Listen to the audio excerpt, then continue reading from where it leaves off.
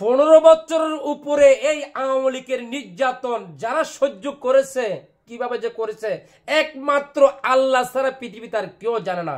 দেখেন, আমার মতো একজন ব্যক্তি, ক্ষুদ্র নগণ্য ব্যক্তি, আমি তো বাংলাদেশি, আমার বাড়ি চট্টগ্রাম উত্তর ফটিকছড়ি বুসপুর থানা অন্তর্গত 2 নং দাঁতমারা ইউনিয়নের 3 নং ওয়ার্ড কাঞ্চনা গ্রামে, আমার গ্রামে, আমার মাতৃভূমিতে আমি কথা বলতে পারি না মুখ খুলে। ও সন্দীপের কোথাকার, নোয়াখালীর কোথাকার, কুমিল্লার লোকজন এসে ওখানে নেতা বনছে, এলাকার স্থানীয় বনছে, কি দাঁতমারা সন্তান বনছে, বন্যা এরা মানে ওখানে অনেক কিছু করে ফেলছিল।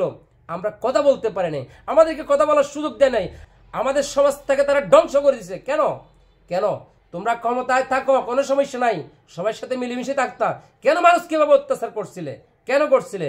আল্লাহর গজব পড়তে 1 সেকেন্ড দেরি হয় না, 1 সেকেন্ড দেরি হয় না। এটা বুঝতে হবে। এই শহরে বাস করতেছি, যেদিকে যাই, যেখানে যাই, আমাদের সঙ্গীত জগতের বেশ কিছু শিল্পীরা, বেশ কিছু মিউজিশিয়ানরা আমাকে কি ঘৃণা করে।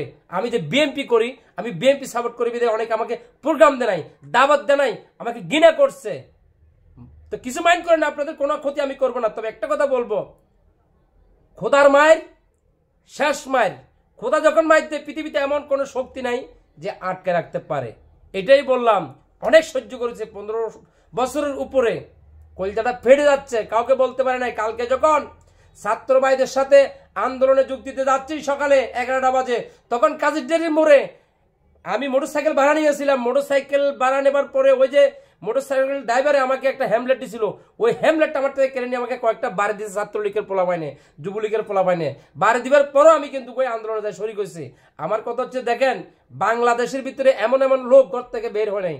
আমি একবার হলো বের হয়েছি, 2বার হলো বের হয়েছি, বের হয়েছে না হয়েছে এটা হয়তো আল্লাহ দেখছে। কিন্তু একটি কথা বলে যাব, যারা নির্যাতন করছেন, অত্যাচার করছেন, আপনারা এই দুনিয়া শান্তি পাবেন না, আখিরাতও পাবেন না। এটা মাথা রাখবেন।